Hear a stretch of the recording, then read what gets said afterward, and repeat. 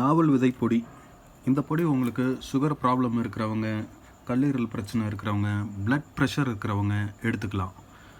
And இனி அதெல்லாம் வரக்கூடாதுன்னு நினைக்கிறவங்களும் எடுத்துக்கலாம். நான் எடுத்துகிட்ருக்கேன் இனி வரக்கூடாதுன்னு நினைக்கிறதுனால. அண்ட் துத்தி இலை பொடி. இந்த துத்தி இலை பொடிங்கிறது மூலம், அதாவது பைல்ஸ் பிரச்சனை. ஏன்னா யாரை கேட்டாலும் பைல்ஸ் பிரச்சனை இருக்குங்கிறாங்க. அதனால் எனக்கு கொஞ்சம் பயம் வர ஆரம்பிச்சிருச்சு.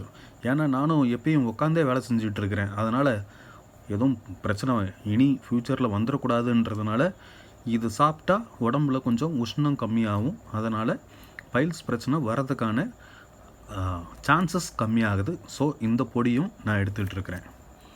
இது அமுக்காரா பொடி.